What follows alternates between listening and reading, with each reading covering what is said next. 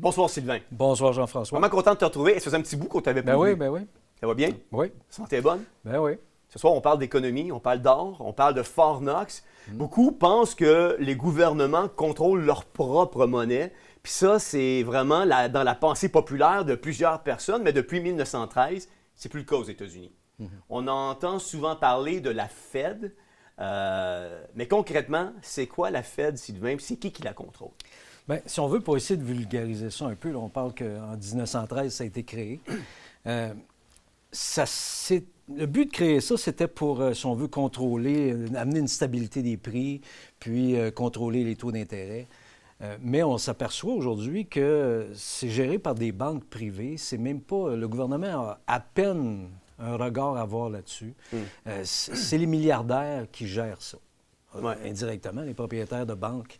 Puis fait que le gouvernement n'a pas tant de contrôle. Il est à la merci un peu de ça. Fait que donc, c'est pas le gouvernement qui gère tout ça, là. Non. Ouais. Donc, c'est des milliardaires, c'est privé. C'est des milliardaires qui passent des sous ou de l'argent au gouvernement, puis par surcroît aux particuliers. Exactement. Puis ils feront des sous sur les gouvernements et les particuliers. Sur les gouvernements, c'est là où les déficits entrent en ligne de compte, puis tout ça.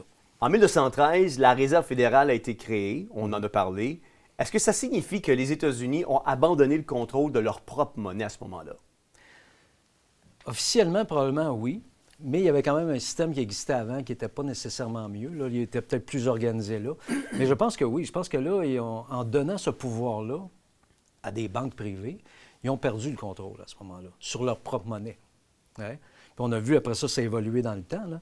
Mais c'est là que le début a été fait, là. Parce que tu as donné tout ce pouvoir-là à des banques privées, des milliardaires, puis toutes les grandes familles qu'on connaît. Puis c'est là que ça s'est installé. Puis il ne faut pas oublier qu'à l'époque, l'épargnant moyen qu'on connaît aujourd'hui, il n'y avait pas d'argent. Fait qu'il était vraiment à la merci, les emprunts, ça. Il n'y avait pas de pouvoir, il n'y avait pas de connaissance non plus. Fait que pendant pratiquement 70-80 ans, ils ont fait ce qu'ils voulaient avec ça. Personne ne posait de questions. Est-ce que le Canada est aussi sous l'emprise de ce genre de système-là ou c'est vraiment propre aux États-Unis, ça? Bien, non, je pense qu'on a copié un peu ce modèle-là. On a la Banque du Canada, qui est gérée aussi. Là, on a vu, là, M. Poilievre disait qu'il voulait éclairer le président de la Banque du Canada. Je ne sais pas s'il va avoir le droit de le faire, s'il est nommé. Mais on voit que c'est encore un mouvement qui est distinct, là. Mais on n'a pas le même système bancaire qu'aux États-Unis. C'est un petit peu plus... C'est un petit peu plus réglementé chez nous parce qu'on a moins de banques, on a un moins gros capital. Mais aux États-Unis, il faut pas oublier qu'il y a 4000 banques qui font affaire. Alors qu'au Canada, on en a officiellement une trentaine, mais 7 majeures. Là. Fait qu'il y a toute... c'est une grosse différence, là. Moi, je vais mettre l'emphase, Sylvain, ce soir, sur, depuis plus de 100 ans maintenant, il y a un petit groupe de banquiers privés qui a pris le contrôle des banques puis de la monnaie. Puis ça, c'est pas une théorie du complot, c'est un fait vraiment historique là, dont on parle ce soir, là. Avant 1971, chaque dollar américain était adossé à l'étalon d'or qu'on appelait à l'époque. Peux-tu nous expliquer pourquoi Nixon a mis fin à tout ça? Bien, si tu l'adosses à de l'or, à un moment donné, tu viens t'es limité. Là. Tu ne peux pas avoir de l'or, puis si tu veux imprimer de l'argent comme tu veux, il faut que tu élimines ça. Puis c'est là que ça a été fait. Il y a eu une coupure à ce moment-là. Puis si on regarde, les déficits ont grossi après. Là. Avant ça, il y avait beaucoup moins de déficits qu'il y en a aujourd'hui. Là. Puis à la même époque... Parce que tu n'imprimais pas plus de papier que la valeur d'or que tu avais. C'est ça. Fait qu'à un moment donné, il fallait que ça suive. Mais ça les limitait. Puis à la même époque, il ne faut pas oublier qu'on a eu M. Trudeau père ici, qui était le premier aussi à dire on va marcher sur la carte de crédit, on va... Fait en même temps, les deux pays ont ouvert cette porte-là. Fait que si tu l'adoses plus à de l'or, bien là, c'est... Sur quoi tu l'adoses? Bien, sur rien. Sur la dette. Tu sais, sur la dette. Tu dis, bon, bien, on a une dette, on émet des obligations. Fait que les obligations, tu te les dois à toi-même. Fait que la dette intérieure, parce que dans le déficit, c'est pas toutes des choses qui ont été empruntées ailleurs. Le gouvernement émet des obligations aussi, ça fait partie de la dette. Il doit de l'argent aux épargnants moyens, qui étaient... Mais c'est quoi le risque de ne plus adosser à de l'or puis d'adosser à une dette? C'est que tu crées une monnaie qui est... C'est comme une carte de crédit. La notion de crédit n'existait pas avec nos grands-parents. Tu sais, là, tu achetais quelque chose, tu t'épargnais pendant un an, tu allais t'acheter ton set de salon. Tu le payais content. Puis là, tu le payais content. Cette notion-là de crédit est arrivée, bon, mais maintenant, tu achètes ton set de salon, puis tu le payes pendant un an. Mais à un moment donné, le set de salon, ben, on va le prendre plus gros. Fait que là, c'est pas 1 an, c'est 2 ans. Tu sais, ce changement-là s'est fait dans les années 70. Puis c'est là que tu pouvais plus, à ce moment-là, mettre l'or comme étalon parce que ça te limite beaucoup. Ouais. Comme gouvernement. Ouais. Puis là, il s'est mis à avoir des projets, tu sais, Expo 67, tous les projets de Sky, il n'y a plus rien, on va sur la Lune, on va... Tout ça, c'était de l'argent qu'il fallait imprimer rapidement. Ouais. Fait que là, l'or ne pouvait plus suivre. Je l'ai dit d'entrée de jeu, Sylvain, Fort Knox est vu comme la forteresse de l'or américain. On sait que la Fed, c'est l'endroit où il serait censé avoir le plus d'or. Fort Knox vient en deuxième, mais on a comme... c'est comme mythique. Il y a comme des films alentour de Fort Knox. Il y a comme un mythe alentour Hollywood, de tout ça. là. Mais il n'y a quand même aucune véritable vérification indépendante qui a été faite depuis 1953. Ben ça, c'est Je veux juste qu'on regarde une vidéo, puis on va commenter ça après. You know, all my life I've heard about Fort Knox. That's where the gold is kept, right? I heard Fort Knox, oh. But you know, we're getting a little bit shaky. We're getting the yips on this stuff. Like, I want to find out. So we're going to open up the doors. I'm going to see if we have gold there. We want to find out. Did anybody steal the gold in Fort Knox? It's a pretty amazing place, but I'm going to actually go. We're going to open the doors. We're going to inspect Fort Knox. We want to make sure that we actually have, 400 tons of gold or whatever the hell it is. It's a lot of gold. I don't want to open it and the cupboards are bare. Could happen. Il dit que ça pourrait arriver que c'est vide. Je ne veux pas arriver et avoir une surprise, mais ça pourrait arriver qu'il n'y ait plus d'or là. Ouais. Est-ce qu'il nous annonce quelque chose qu'il sait déjà ou il nous Ben, prépare? Mais tu vois, c'est ce que je me posais comme question. Ah ouais, je me suis c'est dit, ça. est-ce qu'il est en train de nous préparer dans une conférence de presse à dire qu'il y a peut-être plus d'or qui est là, Ouais. et que lui, c'est vraiment la réponse? Ouais. Mais de un, toi, Ouais. on spécule, là, on s'amuse ensemble ce soir. Tu penses-tu que l'or est toujours là? Ou avons-nous affaire à une gigantesque illusion financière? Ouais. Puis ça serait pas surprenant de faire, de voir que c'est un scam puis que c'est une gigantesque illusion financière. Ouais. Bien, en théorie, si on dit que l'or, l'argent est plus adossé à l'or, ça ne changerait rien qu'il y en ait ou il n'y en ait pas. C'est juste l'illusion. Comme tu disais, Hollywood, la fiction, tu sais, tous les gangsters voulaient dévaliser Fort Knox. C'est une fiction. Mais si l'argent n'est plus adossé à l'or, ça ne change absolument rien. Sauf que si on dit que ça n'a pas été inspecté depuis... Mais ça change vraiment plus rien? Ben, ça change Ou plus il y aurait rien. quand même des conséquences immédiates sur le dollar américain puis les marchés mondiaux si on voyait ou on réalisait qu'il n'y a plus d'or à Fort Knox ou la Fed. Est-ce que ça signifierait que le dollar américain pourrait soudainement s'effondrer? Moi, je pense pas, parce que c'est pas là-dessus que c'est basé. Sauf que ce serait, comment je pourrais dire ça, une genre de trahison. Là. Tu sais, on nous a fait croire ça. Il faudrait qu'ils nous disent pourquoi il n'est plus là. Mais honnêtement, ça ne changerait pas rien sur le système. Le système est beaucoup à côté au marché boursier aussi. C'est l'offre et la demande. L'or, c'est une valeur refuge, mais tu peux acheter maintenant des actions en bourse sur l'or, mais tu n'achètes pas d'or. Tu mises sur la valeur de l'or, mais ça ne change rien. Honnêtement, le système est déjà installé. Je ne te dis pas qu'il n'y aurait pas un soubresaut là, pendant quelques semaines, mais les gens sont déjà mindés à ça. Ouais. Et ça ne change rien. Ouais, les gens sont rendus au Bitcoin. Exactement. Tu sais, ils sont déjà passés à d'autres choses. Les jeunes, l'or, c'est pas vraiment ce qui les sécurise encore. Non. Ouais. On sait que le Canada a liquidé ses réserves d'or en 2016. Puis quand je dis qu'il les a liquidées, là, il reste zéro. C'est ça. Puis il les a vendus à d'autres pays, notamment des pays communistes comme la Chine. Pourquoi un pays aussi riche en ressources naturelles ferait-il un tel choix alors que l'or était historiquement une protection contre les crises? Ouais. Pourquoi qu'on se retrouve ici au Canada avec zéro or? Mais si on se Puis on retrouve, les a vendus en grande partie à la Chine. si on se retrouve sans or, puis que les Américains parlent que Fort Knox est peut-être vide, c'est peut-être que l'or est plus utile pour notre système monétaire dans lequel on est. Mais moi, je me dis, si la Chine veut acheter de l'or pour, on parle, là, les ordinateurs, tu sais, c'est un métal qui va un peu partout, pourquoi la creuser dans la terre alors que tu as des places comme Fort Knox où tu peux en sortir tant que tu veux? Tu sais, c'est de l'or qui est facile à prendre, là. Ça ne coûte rien. Puis les États-Unis, le Canada vend ça. Le Canada, il fait quoi avec son or? Si son argent n'est pas adossé à ça, ça ne sert absolument à rien. Bien, ouais, je pourrais te lancer la question sur un autre produit. Pourquoi aujourd'hui on met des quotas sur le sirop d'érable alors que les entrepôts sont pleins de sirop d'érable et on le produit ici Ouais, au là, Québec? ça, c'est un syndicat. Là. Ça, c'est différent. Là. Ouais, c'est pour contrôler. Puis pourquoi ils ont des des souterrains remplis de fromage aux États-Unis. J'ai fait un reportage Ouais. là-dessus. Là. Ils ont des kilomètres de fromage pour contrôler le prix du lait. Ils changent le lait en fromage pour le garder plus longtemps, pour garder des stocks. Tu sais, c'est une grosse... Mais l'art, je te le dis, c'est que psychologiquement, on pense que c'est important. OK, mais alors- c'est plus dans notre système. Ben, Ça pourquoi fait des pays longtemps. comme la Chine achètent l'or, puis la Russie achète l'or de tout Ben le moi, monde? honnêtement, je pense qu'ils l'achètent parce qu'ils en ont besoin pour le mettre dans leurs ordinateurs. Puis elle est beaucoup plus facile, beaucoup moins. Tu n'as pas besoin de l'extraire. Alors, ça, c'est une théorie à moi, là. C'est pas... Mais je dis, sinon, qu'est-ce qu'ils en ferait? Si elle n'est pas bonne, si nous autres, on n'est pas adossés à ça, elle n'est pas plus adossée là-bas. Là. En cas de crash, je sais que vous avez répondu partiellement, en cas de Ouais. crash économique global ou d'effondrement du dollar, le Canada serait-il un des rares pays industrialisés à ne pas posséder réserve d'or? Sommes-nous à la merci des grandes puissances financières? Ben, on est tellement un petit joueur qu'on est toujours à merci. Qu'on ait de l'or ou qu'on n'ait pas, ça ne change rien. Ce qu'il faut penser, là, ce qu'il ne faut pas oublier, c'est que notre système bancaire nord-américain, c'est un Ponzi. C'est-à-dire que les banques n'ont pas l'argent. Demain matin, là, si on le sait, tout le monde qui retire l'argent qu'ils ont dans leur compte courant, les banques n'ont pas cet argent-là en liquidité. Tu sais, on pense que, wow, c'est... Mais non, ils n'ont pas cet argent-là. Est-ce que notre argent en banque est garanti? Oui, bien, garanti par le gouvernement. Donc, c'est le Jusqu'à gouvernement. combien? Bien, c'est 100 000 par épargnant, par compte. C'est-à-dire que c'est 100 000 pour le CELI, 100 000 pour le REER, 100 000 pour le compte d'épargne. C'est-à-dire que si j'ai plus que 100 000 dans un compte, l'excédent, je le L'excédent n'est pas garanti. perds. OK. Si tu mets 100 000 dans des banques différentes, tu as toujours le 100 000 par banque, là, et non pas par succursale. Mais c'est un Ponzi.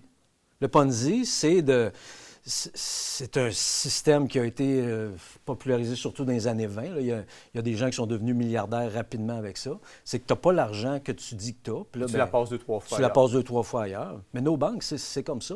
Je dis monsieur, là, mais Vincent Lacroix, quand il a fait ça avec Norbourg, avec là, Norbourg, ben, le c'était un scandale. Ponzi. Mais lui, là, dans sa tête, il dit, ben, je vole pas personne, je prends tes REER, j'ajoute une compagnie, puis la compagnie va grossir. Mais il n'y a pas le droit de prendre ça avec tes REER. Mais les banques, c'est exactement ce qu'ils font. L'argent que tu as dans ton compte de banque, on l'a vu là, pendant le COVID, on voulait des fois les retirer, un 4 000, un 5 000. Ah ben là, on n'a pas ça. Tu sais, tu avais le droit à 1 500 par jour. Où il y avait, On donne voyait- un quota sur ton argent sur à ton toi que argent. t'as à là. la banque. Ben oui, tu sais, c'est parce qu'ils n'ont pas cet argent-là. Fait que tu dirais que c'est mieux de le garder chez nous, notre argent? Ben oui, si tu es prêt à ne pas faire de rendement. Mais le jour où ils vont dire on passe au numérique, là, tous ceux qui ont de l'argent chez eux, là, ça va être quelque chose comme style, regarde, on te donne 3 mois pour le ramener, au bout de 3 mois, mais dans ton foyer, elle ne vaudra plus rien. Tu sais, le jour où ils vont passer au numérique, c'est comme ça que ça va se passer. L'argent liquide n'aura plus de valeur assez rapidement. Essaye d'aller déposer des scènes noires, là. Tu sais, Il n'y en a plus de toute façon. Non, mais je sais, mais quelqu'un qui en aurait gardé des barils chez eux, ça n'a plus cours légal. Ouais, Tu sais, t'imagines. Fait que le jour où ils vont dire, bien, les 20 piastres, les 10 piastres, c'est un système qui est artificiel. Puis on est à la merci de la mondialisation, c'est Est-ce que ça. tu dirais que ce système-là est aussi artificiel que les bitcoins dans lesquels plusieurs investissent aujourd'hui? Ouais. Certains disent que la vente de l'or canadien, c'est qu'une étape dans un processus plus large de dépendance au système bancaire international. Est-ce que tu vois une mainmise des élites globalistes sur l'économie canadienne à travers ça? Oui, c'est sûr. Puis comme je disais, le Canada est quand même un petit joueur. Là. On va passer dans le tordeur au même titre que les autres, mais peut-être plus rapidement parce qu'on va être plus facile à avaler. Là. On n'est pas beaucoup. Là. Ouais. On n'a pas un gros impact sur l'échiquier mondial au niveau économique. Là. On le voit, là, M. Trump fait juste nous menacer de nous mettre une taxe de 25 une taxe, si on veut, de 25 %, puis tu écoutes les nouvelles, le Canada est en faillite. Là. Fait que, on n'est pas solide. Non. Ouais. Tu l'as dit d'entrée de jeu, maintenant, nos systèmes ne reposent plus sur des talons d'or, mais reposent sur la dette. Comment le fait que la monnaie repose sur la dette affecte notre pouvoir d'achat? Bien, ça fragilise notre dollar, d'un. Hein. Puis éventuellement, si on fait... On a vu le déficit que les libéraux ont fait l'année passée, 62 milliards. Là, c'est que tu dis, là, je gagne mes 100 piastres par semaine, j'en dépense 150. Si tu t'en vas dans un mur, tu as bien beau imprimer de l'argent, mais à un moment donné, ça a un effet pareil là, sur notre système économique. Si on est tellement dévalué, juste déjà depuis qu'on négocie avec M. Trump, là, depuis qu'il est élu, là, notre dollar a baissé versus le dollar américain. Là. On a perdu au moins entre 5 et 8 là. Fait que, tu sais, Ça, c'est la réalité on de est tout le monde à travers fragile, le monde. là. c'est ça. Mais, Donc, on est à l'aube d'un Great Reset, Ben de ouais. revenir avec quelque chose. C'est que là, on est tellement fragile qu'un Great Reset serait peut-être même une bonne affaire. Tu comprends? C'est comme ça que ça va nous être présenté. Garde. Où il y aurait peut-être le mirage d'être une bonne C'est affaire, ça, mais en tu sais. fait, ce ne serait pas une bonne affaire. Non, ce ne serait pas une bonne affaire, mais tu sais, t'es tellement mal pris là, que, tu sais, garde, on va t'arranger ça, tu sais. Fait que c'est sûr qu'on est fragile. Puis n'étant pas un gros échiquier, on n'est pas pesant sur l'échiquier mondial, on est fragile à ça, là. Tu sais, Sylvain, tout augmente. Ouais. Le prix des loyers augmente de façon faramineuse. Il y a des augmentations de 5,9 qui se donnent là, sur les baux qui, année après année, qui arrivent à échéance. Ouais. Il n'y a pas nécessairement d'augmentation de salaire qui Non. suit l'inflation de tout ce qui se passe. Pourquoi les prix des maisons, des pots, des aliments puis de l'énergie explosent-ils? Est-ce que ça, c'est lié à la création d'argent par la Fed? Ou il y a des répercussions de tout ça indirectement? Bien, c'est sûr qu'il y a l'offre et la demande. Là, on a vu, si demain matin, il y avait, je ne sais pas, moi, 50 000 logements qui arriveraient sur le marché libre, ça ramènerait le marché plus raisonnable. Actuellement, on n'a pas de logement libre. Fait que donc, aussitôt que tu déménages, ton propriétaire, il augmente ton loyer de 50 là, tu sais. Ça, c'est le gros problème. Ça, c'est triste parce que là, tu touches vraiment le monde qui sont dans le besoin. Là. On voit l'itinérance qui augmente, c'est relié direct. Les milliardaires, eux autres, ça ne les dérange pas trop. Les millionnaires non plus. Là. Oui, mais en même temps... ça crée... Puis ces salaires-là de ces gens-là n'augmentent pas tant que ça, eux autres. Non, là. mais je comprends ce que tu me dis. Moi, j'essaie juste de voir aussi de l'autre côté. Les propriétaires, souvent qui détiennent des blocs ou des appartements à louer,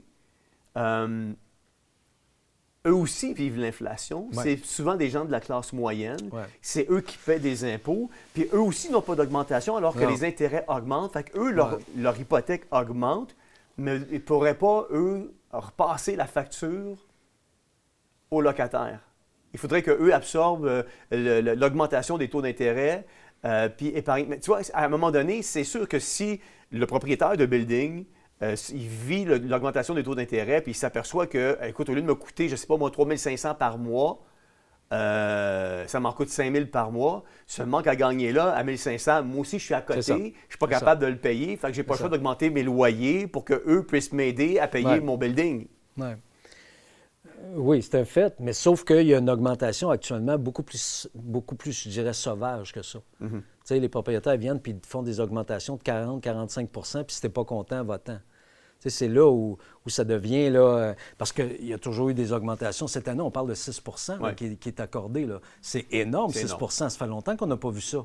Mais même à 6 ça demeure, dans le contexte, raisonnable. Ouais. Tu sais, si tu payes 1 000 c'est 60 d'augmentation. Mais c'est que là, les loyers à 1 000 les propriétaires vont voir les locataires puis leur disent « Moi, je t'augmente à 1 500 Tu sais? Puis si tu n'es pas content, regarde, je t'offre 10 000 pour que tu déménages. Ça, on voit ça là, de plus en plus. Ça veut dire que pour le propriétaire, ça vaut à peine de payer 10 000 parce que là, il va pouvoir augmenter son loyer à 1 500 puis l'année prochaine, le 6 il ne sera pas sur le 1 000 il va être sur le 1 000 Tu sais, ça devient de l'intérêt composé. Ouais. Mais si tu as des loyers, tu as beaucoup de loyers de libre, bien là, l'effet levier est beaucoup moins fort pour le propriétaire. Puis le problème, c'est les évictions, puis c'est les flips qu'on appelle. Le gars, il achète un bloc, on en voit beaucoup de ça. Il le rénove un petit peu, il augmente les loyers, puis là, il le revend. Mais pour le revendre, il faut que le paiement des loyers soit assez élevé pour que l'autre soit capable de se financer. Fait que c'est là que la chaîne débarque. C'est pour ça qu'il faut que les loyers augmentent pour ces gens-là. Ouais.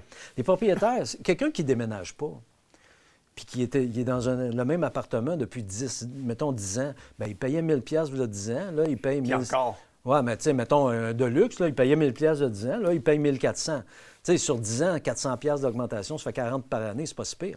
Mais lui, s'il déménage, l'autre, il augmente le loyer à 2 200. Oui. Ouais. C'est cette marche-là, puis c'est la classe moyenne et la basse classe. Je veux dire, même monoparentale qui a deux ou trois enfants, qui a besoin de 4,5, 5,5, c'est rendu à 1 500 Puis le revenu de ces gens-là n'a pas augmenté. Ouais. Fait qu'on s'en va vraiment vers un mur. Ça va être compliqué tantôt. L'or puis l'argent, quand je parle de l'argent, je parle du silver, l'argent dur, le métal. L'or et l'argent sont vus souvent comme des valeurs refuges. Ouais.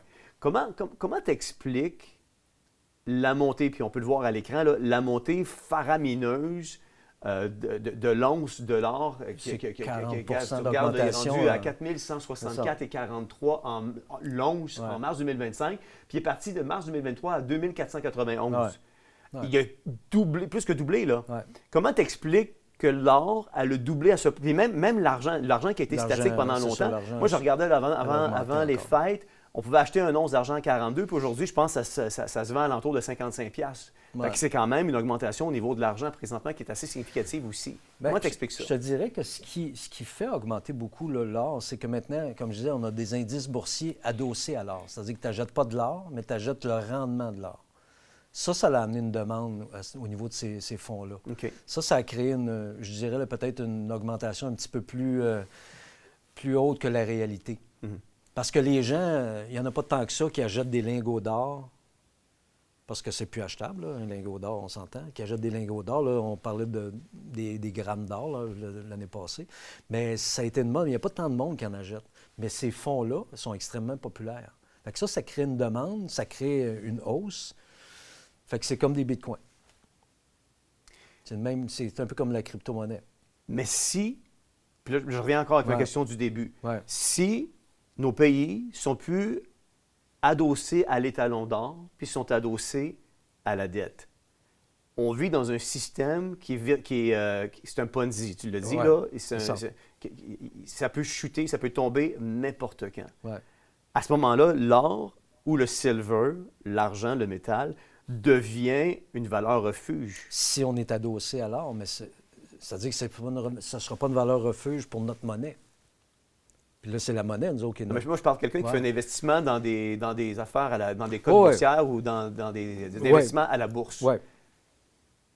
Dans le fond, il investit dans du virtuel, dans quelque chose qui est Il a investi dans nullement du virtuel, garanti. c'est Il ça. serait mieux d'investir, s'il y a les moyens, soit dans du silver ou de l'or. Réel. Parce que c'est une valeur refuge. Mais Ça là, a- c'est- ça a Ouais, quand là, même c'est une tout valeur. Mais là, par contre, c'est tout le système. L'épargnant moyen, aujourd'hui, là, il a où ses épargnes? Là, dans ses REER. Tu peux pas dire, moi, j'achète des lingots d'or, je mets ça dans mon sol ou dans la banque, puis c'est ça mes REER, il n'y aura pas la déduction. Tu sais, notre système est fait pour pas que les gens ils ramassent de l'or à ce point-là. Là. Oui, mais si tout le monde le fait, ça ne veut pas dire que je suis obligé de le faire. Je pourrais trouver une autre façon d'investir mon argent ailleurs puis faire en sorte que je puisse avoir une valeur refuge, alors que si le système tombe un jour, au moins j'ai une valeur dans mes mains. Je peux aller à Ouais, l'épicerie m'acheter un pain avec un once d'or. Là. Tu pourras pas. Oui, c'est ça. Parce que l'épicier ne voudra pas le prendre. Tu sais. On est pogné dans un système qui va cracher. Il n'y a pas grand-chose qu'on peut faire. Ça a été OK. bâti de même depuis 100 ans. Tu sais. Est-ce que les gens, il y a 100 ans, pensaient qu'éventuellement ça allait cracher? Peut-être pas. Là. Mais aujourd'hui, là, avec tout ce qui s'est passé, comme on dit, dans les années 70, où ils ont tout changé ça, puis qu'on s'est mis à faire des déficits, je veux dire, c'est sûr que c'est beaucoup trop fragile. Puis, tu sais, tu as une province comme l'Alberta qui, il y a quelques années, à cause du pétrole, avait clairé son déficit. Elle était riche, là. Mais à chaque année, à cause de la péréquation, là, ils sont obligés de faire un chèque de 8 milliards au Québec, parce que nous autres, on est les enfants bien-être pauvres. social du Canada. Puis on blaste leur pétrole, mais à cause qu'ils font du pétrole, il faut qu'ils nous partagent 8 milliards. Tu sais. Ça fait que c'est un système qui... Si tu claires ton déficit, tu es pénalisé. Faut que tu en donnes aux autres, qu'eux autres, ils roulent avec la carte de crédit. C'est pas fait pour que le monde s'en sorte. OK. Si un groupe de financiers privés Ouais. contrôle la monnaie, puis que notre argent repose sur la dette, est-ce que cela signifie que nous sommes tous esclaves d'un système financier truqué? Oui, définitivement. Notre argent ne nous appartient pas. Ça, c'est bien plate à dire, mais elle ne nous appartient pas. Elle appartient aux banques. Puis, il ne faut pas oublier, si on remonte au début du siècle, là, des années 20 ou 40, je ne sais pas quand est-ce que le mouvement Desjardins, quand Alphonse Desjardins a créé la Caisse d'économie Desjardins, là, la Caisse populaire, c'était, à cette époque-là, il disait les banques nous volent le pauvre monde, ils s'enrichissent sur les pauvres, on va se créer une banque, on va se prêter entre nous autres. Je veux dire, il doit se retourner dans sa tombe, lui, là. Ben là, Non, mais on s'entend que la Caisse populaire, ils ont fait 1 milliard de profit cette année. Ils ont adopté la même Ils en donnent méthodologie. 420 millions, je pense, mais ils gardent quand même au cas où, tu sais. Ouais. Mais Alphonse Desjardins avait déjà compris ce système-là à la base, lui. Puis il disait, ça n'a pas de bon sens, il faut s'aider, surtout il appelait ça entre Canadiens et Français à l'époque, là. Les méchants anglais, banquiers nous appauvrissent. Il avait parti le mouvement pour ça, pour qu'on puisse s'en sortir. Mais aujourd'hui, tu n'aurais plus le droit de faire ça. Ouais. Ouais. Mais pour finir sur une note un peu plus positive, qu'est-ce que tu suggères? C'est quoi l'espoir pour les gens qui sont en train de faire une crise d'anxiété parce qu'ils t'ont entendu parler? Bien, dans le fond, on n'a rien annoncé de nouveau ce soir. C'est de quoi qui existe depuis longtemps. Mais il y en a pour qui c'est la première fois qu'ils entendent ça, Ouais. là, puis là, ils s'aperçoivent que, attends, là, les banques, c'est privé, la Fed, c'est privé, c'est détenu par un groupuscule d'hommes riches et célèbres du monde qui font de l'argent sur les gouvernements puis sur les petits contribuables, puis c'est les autres qui encaissent les intérêts. Fait il y en a qui viennent découvrir ça pour la première fois ce soir-là. Ouais. Fait que c'est quoi le mot d'espoir qu'on peut dire à ces gens-là qui s'aperçoivent qu'on n'est plus adossé à l'étalon d'or, on est adossé, enfin, on vit, c'est la dette, on s'appuie sur la dette maintenant. Ouais. Puis tout ça, mais c'est un smack parce que ça peut s'effondrer n'importe quand. Puis il y en a qui viennent d'apprendre peut-être que leur argent, qui pensaient que c'était leur argent à la banque, est garanti jusqu'à 100 000. Puis sur 250 000, il y a 150 000 qui peut-être leur appartiendra même plus si la banque ferme demain. C'est ça, oui. Bien, c'est-à-dire que la stratégie à avoir, c'est premièrement arrêter de vivre endetté.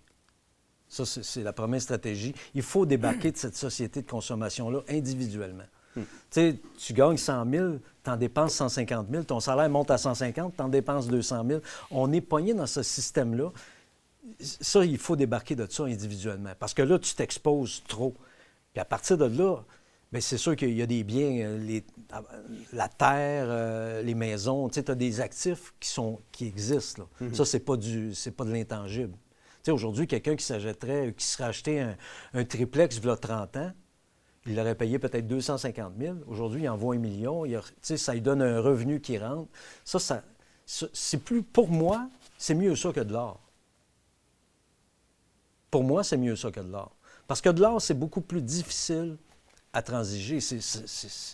Alors que si tu as, si on veut, là, des immeubles, actuellement, c'est pas mal la valeur la plus sûre. Bien, là, c'est plus difficile, là, parce que les prix ont tellement monté. Mais tu es quand même basé sur de la fiction. Oui, mais c'est de la fiction, oui et non. Ça sert à quelque chose. Tu loges des gens, les gens te payent un loyer, tu as un revenu qui rentre. L'or, elle te sert à rien. Tu peux pas aller à l'épicerie avec un lingot d'or. Oui, mais ce que je veux dire, c'est que tu es encore dépendant du système. Ah, mais le système, pour pouvoir en débarquer, il faudrait que tu t'en ailles au Nunavut te faire un igloo. Parce que même aujourd'hui, on regarde là, près des lacs, là, les gens, ils s'étaient bâtis des petits chalets, là, ça avec 14 000 Là, ils sont rendus qu'ils payent 5 000 par mois de taxes. Pas par mois, mais par année de taxes, tu sais. Fait que là, ils sont plus capables de garder. Le gars, il a sa petite pension, là, ça coûte, il était bien sur le bord de l'eau, il est obligé de vendre, parce que le terrain, il vaut 500 000 actuellement. Mais lui, il y a qu'un petit chac là-dessus. Ils finissent toujours par te rejoindre. Là, c'est comme ça qu'ils rejoignent ces gens-là. Et où l'espoir? Moi, je te dirais, l'espoir, là, est en Dieu. Moi, c'est là que je mets la mienne. Ouais. Merci beaucoup d'avoir été avec nous, Sylvain. Bonne fin de soirée. Tu sais, mais c'est grave, mais c'est quand même une réalité. C'est une réalité, puis ce soir, je ne vais pas faire augmenter votre taux d'anxiété. C'est quand même une réalité, puis je pense que c'est important de l'élucider, cette réalité-là. Il existe des valeurs refuges quand même. On en a parlé avec Sylvain, l'or, le silver. C'est des valeurs refuges dans lesquelles les gens peuvent investir s'ils veulent essayer de sortir du système dans lequel on est. Mais ce système-là, dans lequel on est, il est hypothéqué, il est appelé à exploser. C'est pour ça que pendant le COVID, beaucoup de lanceurs d'alerte se sont mis à parler de justement le Great Reset, le reset qui est à venir. Et c'est imminent. C'est tôt ou tard, on va frapper le mur, puis il va falloir arriver à un Great Reset qui vont nous vendre sous l'illusion que ça va être mieux puis ça va être bien.